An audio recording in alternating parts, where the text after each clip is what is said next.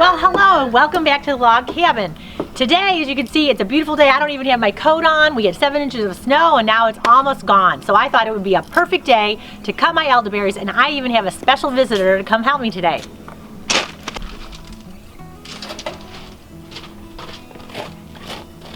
I have some bigger loppers and I need to make sure I have those. And I even have a cat in here. Hi. Now it looks like my greenhouse has turned into my little junk drawer. Don't look at this right now, but we have to work on that a little bit later. Now I'm going to get my loppers and get to work. Oh look, my special guest is here. Hi Terry. Hello, how you doing? It's good to see you. Yay! So this is Terry Durham from River Hills Harvest, and he has the largest elderberry juice producers in America. Do you believe that? I believe it. We make it every day. You are one of those original hippies, right? Well, we've been homesteading since the 70s, so Yep. We're still at it. It's our 43rd year. Well, that's awesome because you have a good product. And you've taught me so much about elderberries. Well, and this is the perfect day. The snow is gone. It's nice and warm. It's been dormant enough for the plants to be cut. And so I think we ought to take some of these elderberries out and turn them into some new propagation so you can have even more out here in the field. Okay, let's go. So Terry, why would people want to grow elderberries? Well, you know, it's like having nature's medicine chest right in your backyard. You can make your own medicine out of it. You can eat it. You can make pies out of it. It's good for the earth and it's good for us. And I think everybody should have some growing in their gardens. And these are nice looking plants you've got here going too. Yeah, you helped me put these in. It's been 2 years. 2 years now, 2 I think. years. Yeah. They need to be cut down. You remember why we planted these here? Well, why don't you remind us, because we have a lot of new subscribers, Terry. Well, elderberry's great for the chickens, you know. Just 2 berries a day will keep them from getting coccidiosis, avian flu, great diseases that it helps with. And it's also great shade for them. They love to be underneath it, so around the chicken house here they get some nice habitat. Yeah, it's so funny. Doug and I like to watch them. Earlier, they'll be down here and they jump up and try to get the berries. I mean, it's very entertaining. And definitely, this has been a definite must. We have had so much fun having these here, so I'm so happy that you helped us plant them here. Well, they'll be much thicker once we get done trimming them. So first thing we're going to do is cut these back as much as we can and prune them back to the ground. So go ahead and start cutting them down, get off what you can, and then we'll take them off all the way to the ground.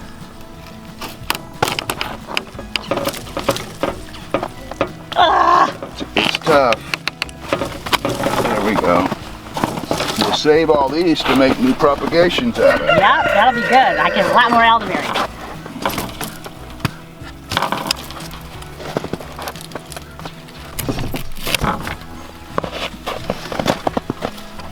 We like to trim them all the way to the ground so that they'll come up from the root system. All right, we're going to trim this year-old cutting down. We like to do it all the way to the ground. It's kind of important to get them all the way to the ground when you can, because then it will come up from the roots underneath.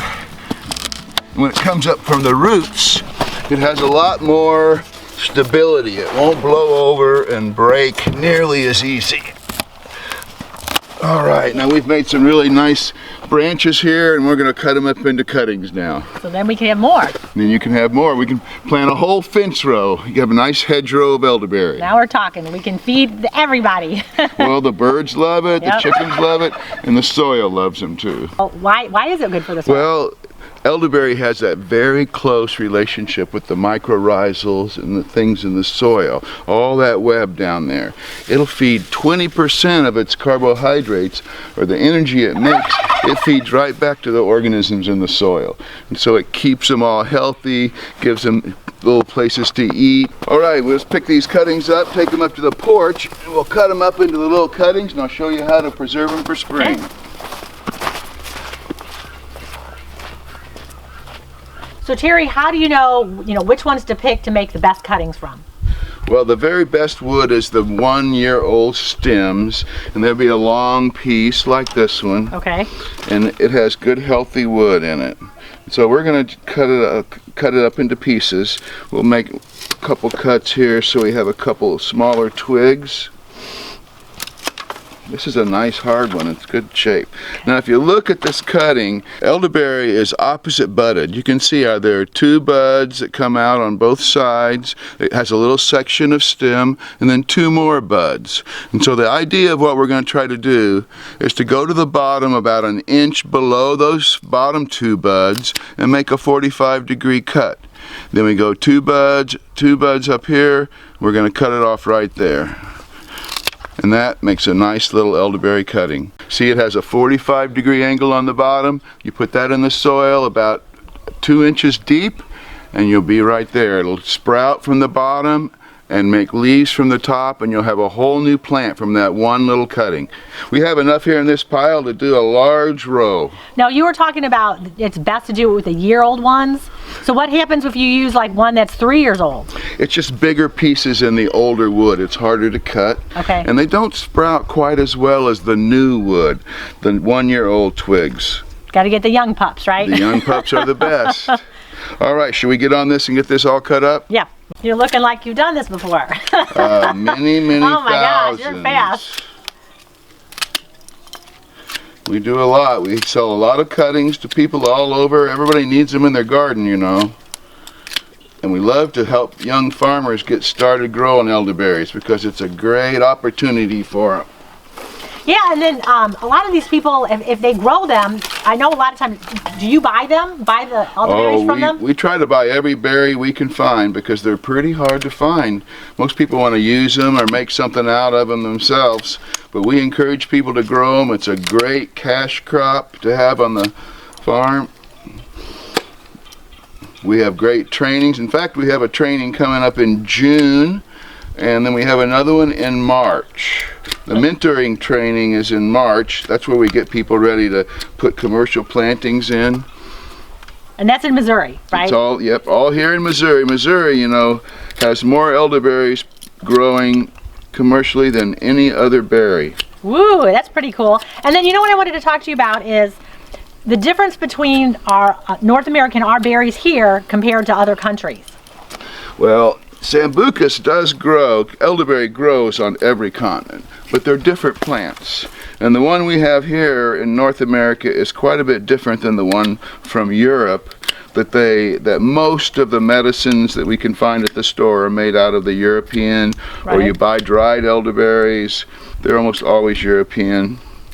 And so the American elderberry, it just has more antioxidants in it, and we really like to promote it. We think it's better for people. You don't have to worry about the potential cyanide in American elderberry. We spent 5 years with research to show that it doesn't have the potential of cyanide in American elderberry that the European does. Right. So if you're buying dried berries, you still need to address that by boiling them or heating them a lot. And they do lose a lot of antioxidants when you do that. When you heat them. But they have so much medicine in them that they still will work, but it's not the best you can get. So you know, buy American, grow American, right? Buy American, grow American. You know, this elderberry is a native plant. Grows all over the country. We've worked with homesteaders and farmers everywhere. And now I think I'm going to have a whole hedgerow here.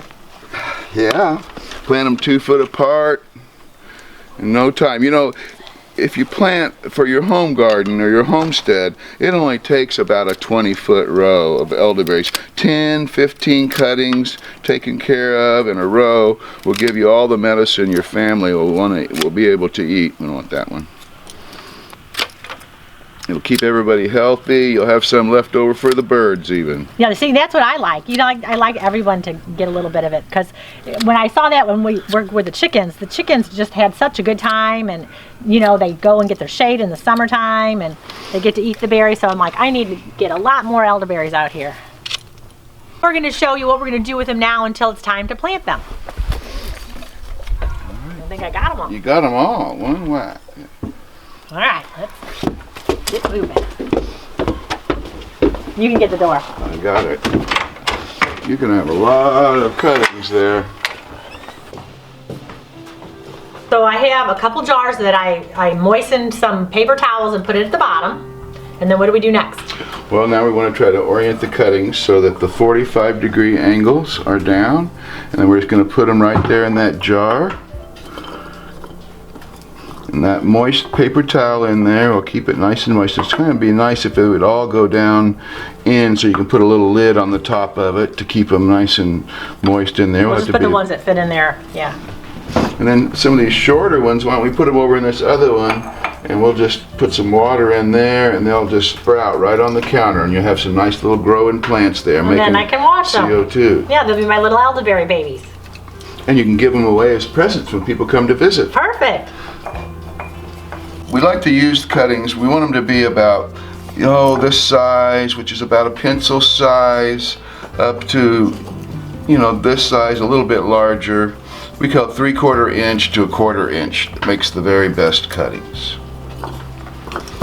So you could just plant these right now if you wanted to by going outside into the garden, sticking this point down in the ground about that deep. Matter of fact, let's go plant one right now. Put that point down, and just stick them right in the ground about 2 inches. Get that bottom buds in. Here by the chicken shop, that'll be nice and fertile. They will grow fast. Now that was easy. So now, I got my jar filled up. I'm going to put a flat on it, right? Right. And then what's the deal? You want to keep the moisture in there so that they stay moist, and they'll last for quite a while like that, but you'll have to keep putting a little moisture in there to make sure it stays nice and moist. But I don't saturate it, just don't a have to little be saturated. Yeah. We like to use sphagnum moss also. That works good. And then if you don't have a jar big enough, you can use a plastic bag. Then this one, I'm not going to put a lid on, of course. I'm just going to use it sort of like I just put fresh cut flowers, and then I'm going to have it bud and just keep it on my counter and enjoy it. And within 2 weeks, they'll be all leaved out there, and you'll have a nice little bouquet of elderberry babies. Okay. Where do I keep this in the meantime? Well, the refrigerator is probably the very best place to keep it. That'll keep it right around, 30 to 40 degrees in there, and they'll store for months like that. Okay. And we'll put it in our root cellar, I think. A root cellar will work Perfect. good. So we got that all wrapped up. So now we are going to make an elderberry cordial. And what is a cordial, Terry? Well, a cordial is like a syrup that's made with honey. It's much better than using that white sugar in it. So we're going to make the cordial. We're going to put some cloves and cinnamon in there and some honey to sweeten that juice up. Right here we have one of our Elderberry Fun Kits, and we're going to see what we got in here. You can use to make the nice cordial. We have instructions, some freeze-dried elderberries, a little muslin bag. That inside this muslin bag we have a cinnamon stick and some cloves. So if you guys have cloves and cinnamon sticks and some freeze-dried elderberries, you can do this. That's all it takes. You need a mason jar, and you're going to need a strainer and a funnel, and that's it. You need 2 cups of hot water for the best results. We like to have that just boiling and then let it set for just a minute or 2, and then we're going to put in our spices. It's kind of like brewing tea. I know a lot of people will put their boiling water immediately into something. You need to let it kind of rest a little bit. So that's what I've done. I've boiled the water, I've let it set a little bit, and now it's time to put in here.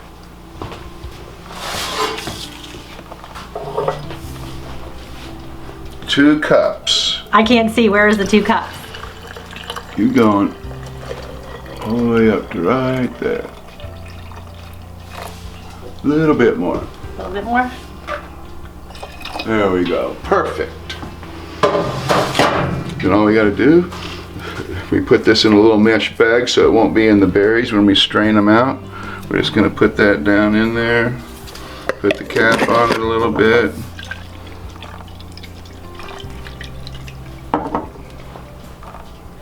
Mulling spices, right? Let it sit there for a few minutes, and then we're going to add the freeze-dried after about 5 minutes of the tea brewing there and steeping. Moments later. More moments later. It's been about 5 minutes, so I think we can add the freeze-dried elderberries now. We love the freeze-dried elderberries because they have all the good stuff in them. So I put the whole thing in there, Put right? the whole thing in there. Look at it go. See, look, it instantly goes in. Beautiful. Now we can just put the lid on that. Now let's let it set for 5 minutes and then we'll strain it out. Well, it's been about 5 minutes. I think it's time to strain the berries off.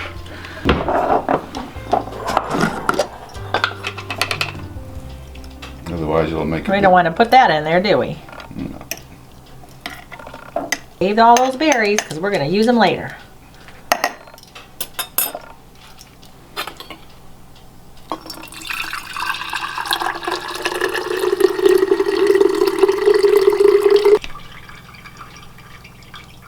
Perfect. Let's just dump those over here in this bowl. So we're going to use those for something else now.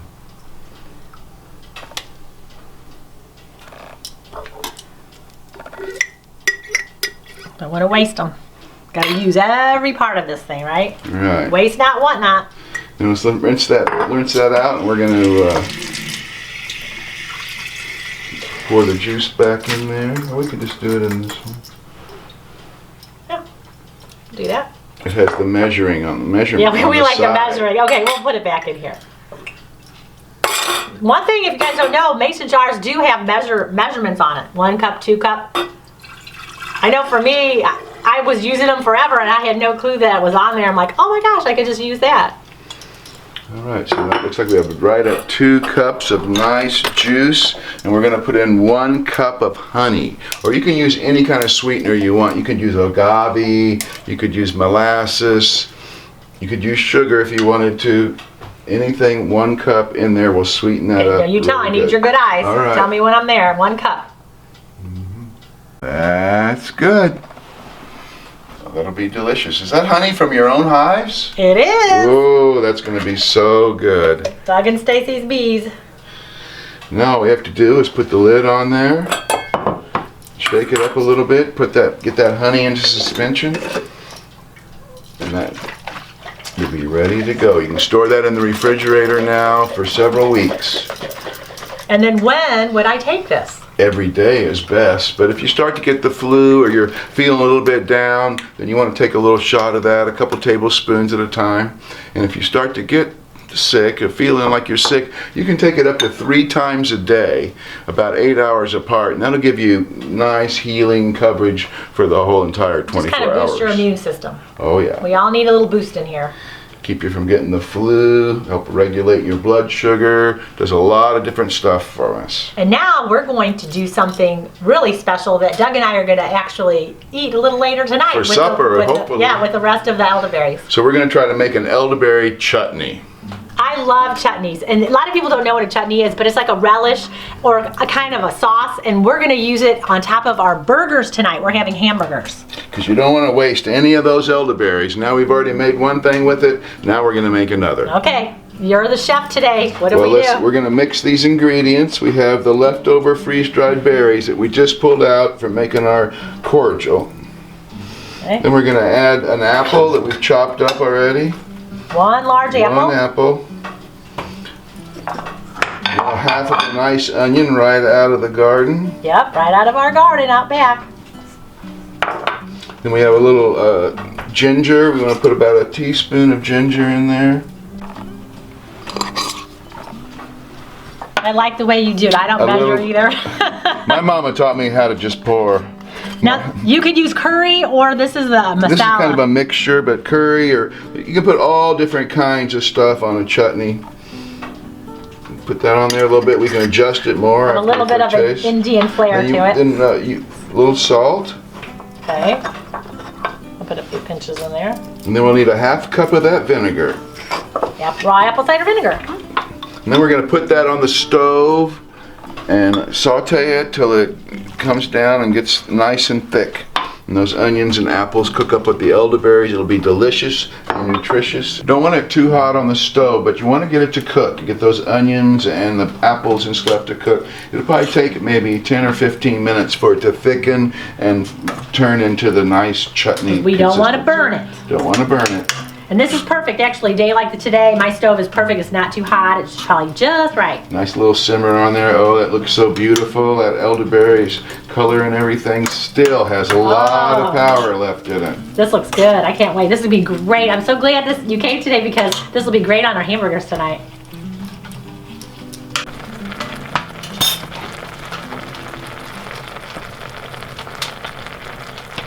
This is thickened up nicely. It's all ready. I'm just gonna set it up here. We'll use it later for dinner. And now we have one more thing to show you guys. Now for everyone's favorite. This is a favorite of mine, and I think it's so cool because it is like the original soda. That's it, a shrub. I love shrubs. You can make them out of all kinds of fruit, but today we're going to make one out of freeze-dried elderberries, and it is the simplest thing in the world to do. So we're going to take our freeze-dried berries, 1 cup of them, and we're going to put 1 cup of vinegar in that jar. Get these opened up. You like to use good apple cider vinegar. You know, you always want to use a live vinegar that's got a good mother in there. When you do get your vinegars, you want to make sure that they're cloudy. You don't want them to be clear. I always say if it's clear, stay away from it. You want it to be cloudy. So I put my cup of apple cider vinegar in there. We're going to dump a cup of freeze-dried elderberries in there. These are American freeze-dried elderberries. That's riverhillsharvest.com. Get those elderberries, freeze-dried American elderberries. And now let's put in 1 cup of honey. Perfect.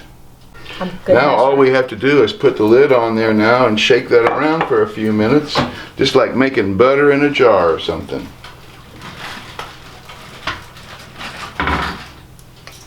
Okay.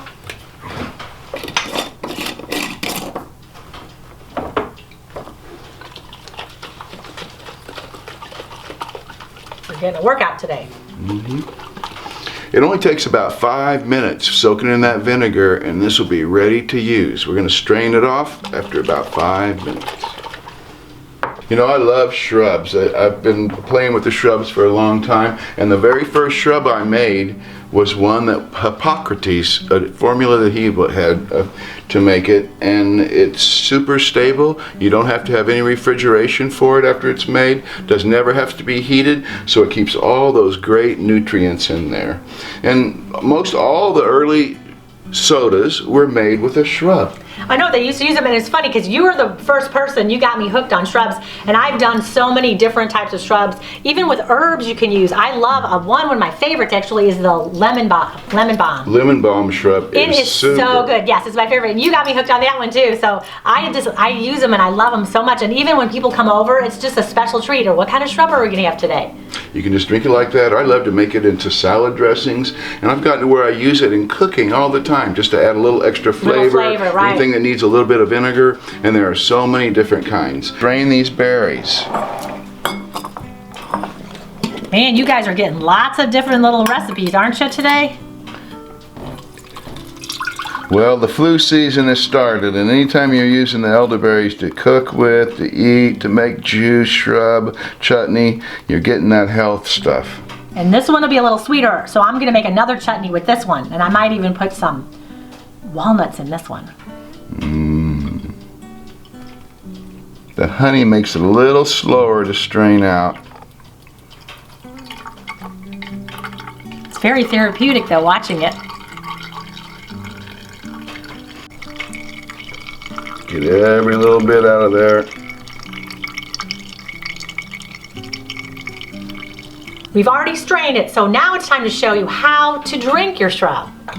Now, my favorite way is using a mineral water, and I like this Topo Chico. Woo, isn't that gorgeous? Okay, now you do the honors. All right, we're gonna have a little bit of the shrub. I usually do 1/3 shrub to 2/3 mineral water. I think we need a bigger glass. Oh, that's really bubbly stuff now. Whoa. Oh, it tastes Can I lick it off the counter? Yeah.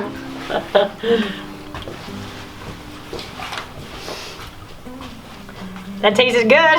That is very bubbly water. Here, let's take a toast to 2020, right? 2020. To good health. Delicious. Great. Well that was fun, Terry. Yeah, we made everything in the Elderberry Fun Kit today. Yeah, that was fun. Yeah, it was only 2 cups of freeze-dried elderberries. American elderberries. That was just amazing, and I had so much fun, and I liked your help and everything, and especially getting my plants trimmed down and getting ready for spring again. They're looking good out there now, and I made this really nice little guide.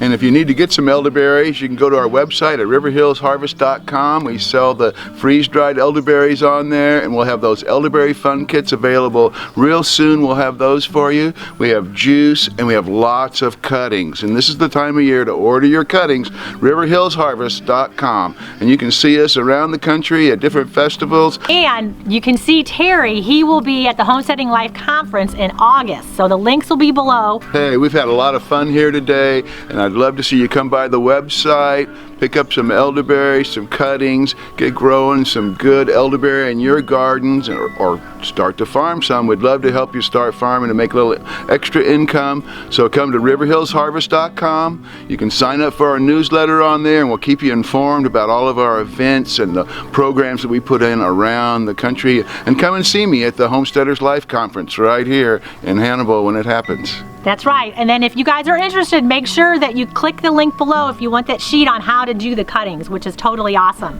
I really appreciate you coming today. Oh, I've had so much fun. Thank you for having me here. And it's good to see you guys. Bye. Bye.